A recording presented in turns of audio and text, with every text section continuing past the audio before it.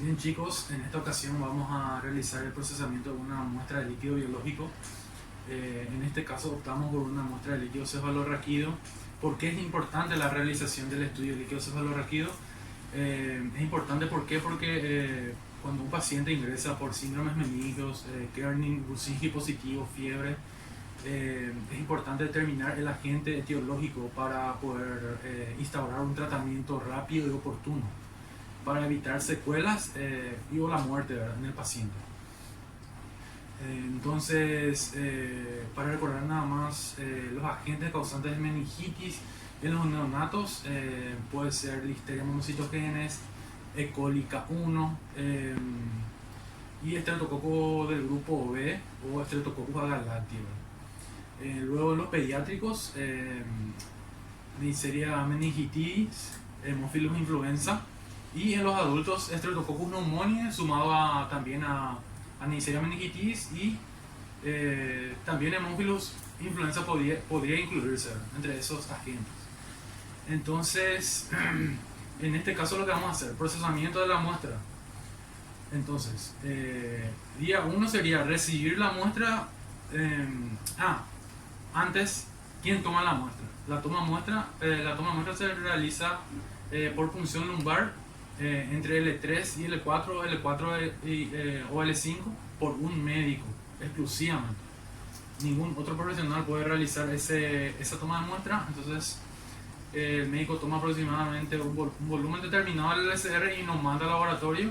Entonces se tiene que partir la muestra en 3 tubos, uno para estudio microbiológico, el otro para estudio citológico y el otro para el estudio de la química, ¿verdad?, para medir la glucorraquia, la proteinorraquia y para la célula, para determinar cuántos leucocitos hay y qué predominio, si hay predominio de neutrófilos o de linfocitos o de monocitos, ¿no? Entonces eso es básicamente lo que vamos a realizar en esta práctica.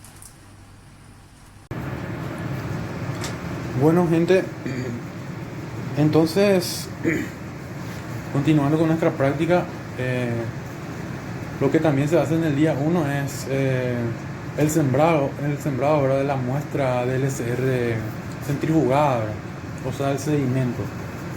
Se siembra en varios medios de cultivo, ¿verdad? Entre ellos está el agar sangre, el agar chocolate y el agar levin. Y también en un caldo de enriquecimiento que se llama caldo tioglicolato, ¿verdad? Acá la siembra se realiza por agotamiento. ¿Para qué es importante utilizar estos medios?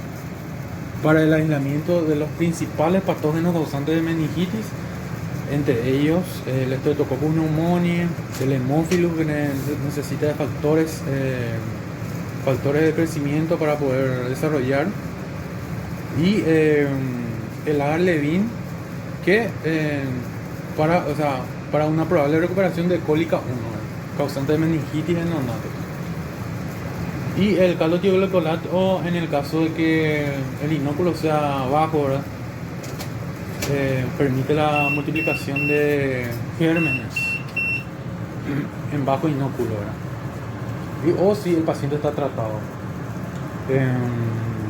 Y aparte de eso, se le hacen unas láminas para realizar la coloración de grano, ¿verdad?, para enviar un informe preliminar al médico para que le pueda tratar al paciente. Dependiendo de qué se vea en el grano, entonces el médico va a instaurar el tratamiento de antibiótico, entonces empírico. Direccionado más bien por el grano, ¿verdad? Vaya a saber si es coco o bacilo, o coco bacilo, o diplococo gran negativo o gran positivo.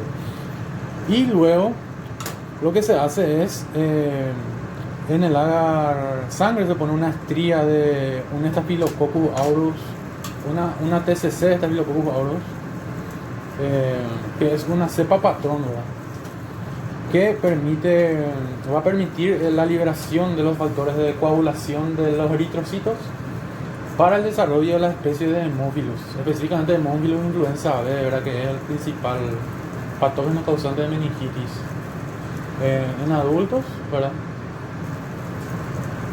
Y eso es básicamente lo que se hace.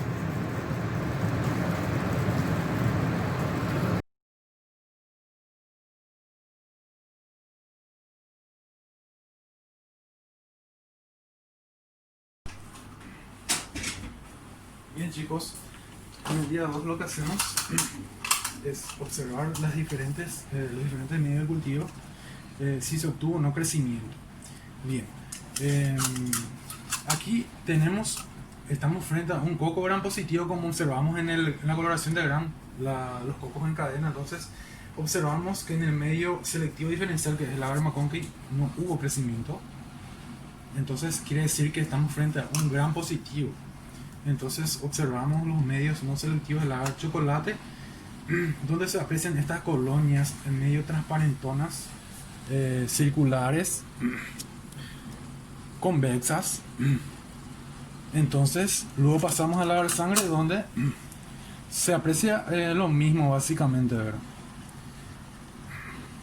Entonces, como estamos frente a un coco gram positivo y que vimos en el gram que son en cadena, entonces probablemente estemos frente a un estreptococo.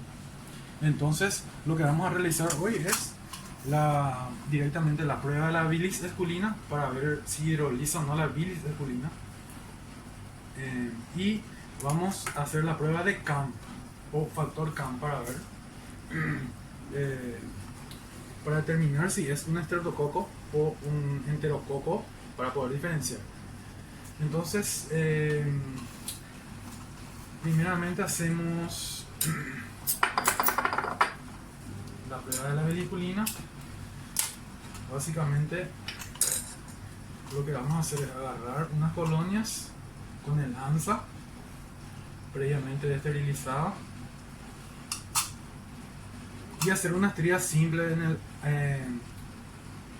agar bilis esculina. Entonces agarramos unas colonias aisladas así, de esta forma, y hacemos una estría simple de esta forma. Para la prueba de CAM, entonces necesitamos un ATCC 25923. ATCC significa por sus siglas American Type Culture Collection, que son cepas estandarizadas, o sea, que se almacenan en los laboratorios para poder realizar controles de calidad de los antibióticos, de los diferentes medios, de las pruebas bioquímicas.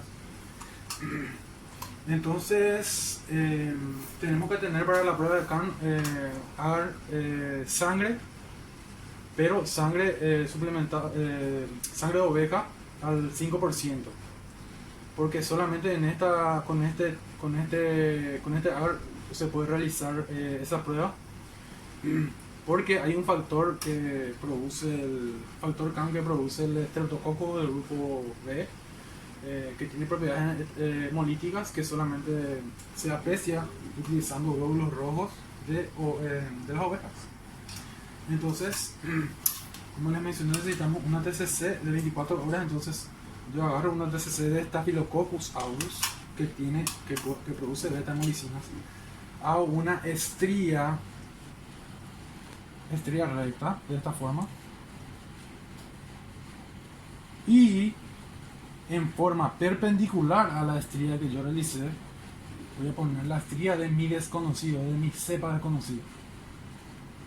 Esterilizo mi ANSA y entonces arrastro algunas colonias problema, y entonces en forma perpendicular realizo una estría de esta forma, acercando la estría de mi muestra o de mi cepa problema a la estría de Staphylococcus aureus ATCC 25923. Bien. Y por otro lado, es importante ya realizar el antibiograma, que también se realiza en Muller-Hinton suplementado con sangre de oveja, para tener ya la sensibilidad a las 24 horas. Entonces,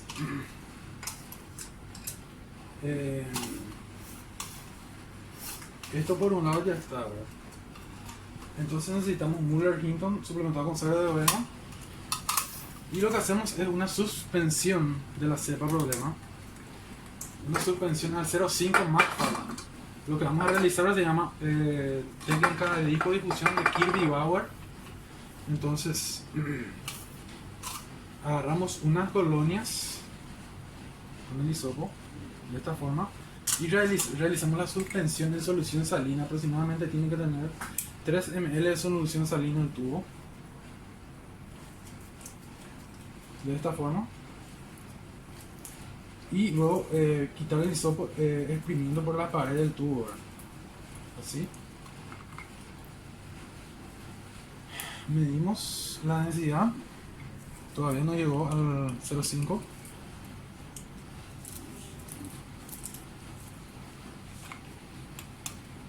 De esta forma, ahí llegó al 0,5, entonces ya podemos proceder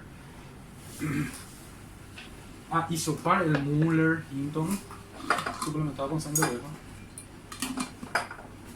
Entonces, de vuelta meto mi hisopo en el tubo con ya la solución, con la suspensión de la bacteria al 0,5 más barro.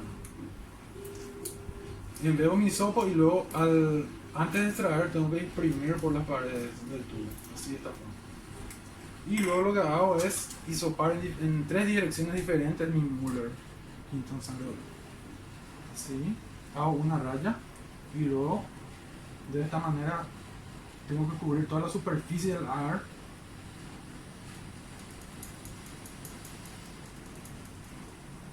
De esta forma, en 3 direcciones.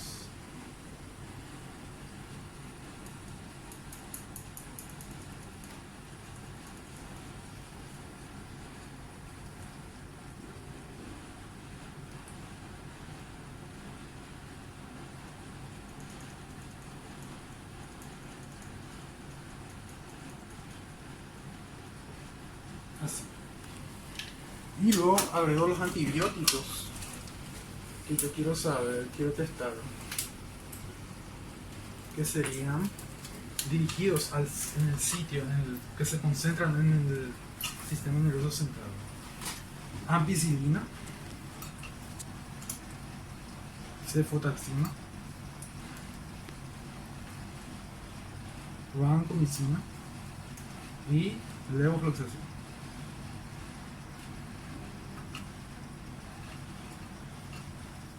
Entonces coloco de una forma que no se solapen los halos de inhibición cuando esto yo incube, ¿verdad? Entonces tengo que poner bien separado. De esta forma coloco los discos y aprieto, ¿verdad? Para que al invertir la placa no caigan los discos de antibióticos. Bien. Y esto incubo en la estufa a 37 grados por 24 horas en lata.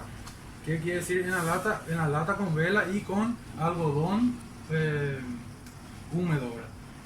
Para crear un ambiente húmedo y con CO2 para que la bacteria se pueda desarrollar, ¿verdad? Entonces eso sería básicamente en el día 2. En el día 3 lo que hacemos es sacar las placas de la estufa y leer primeramente las pruebas, ¿verdad?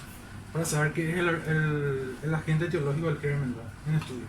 Entonces observamos la prueba de CAM y vemos aquí la prueba de CAM positiva, donde hay una hemólisis, una sinergia entre el Staphylococcus aureus ATCC 25923 y la cepa problema en este caso es un Streptococcus agalactiae.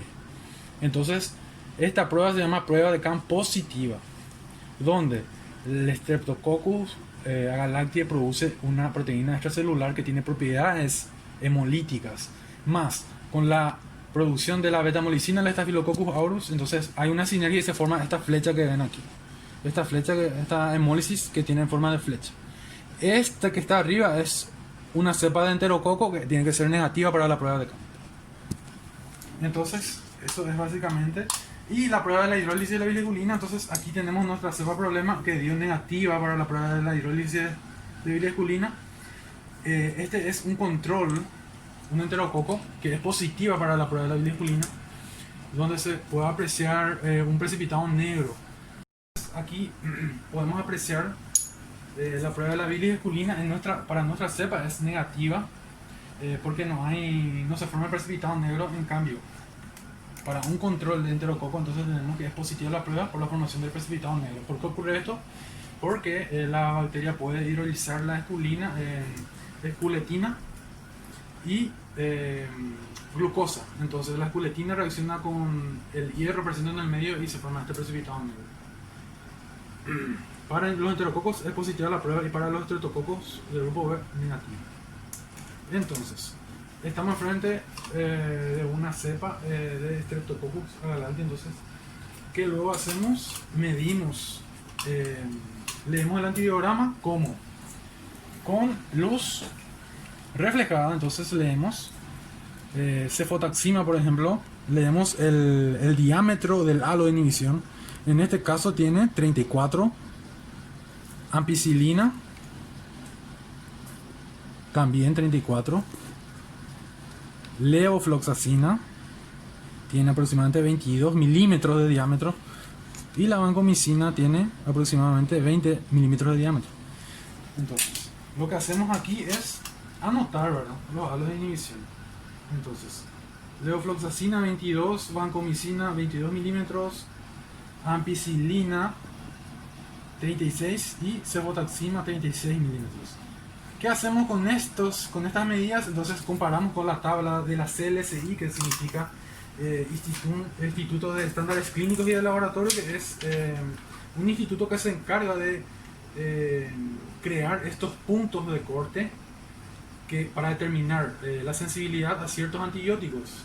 Si es que yo quiero decir de una cepa que es sensible a la ampicilina, por ejemplo, entonces yo comparo los halos de inhibición entonces de esa cepa a ciertos antibióticos, entonces, y comparo con la tabla de la CLSI para determinar si es sensible, intermedio o resistente.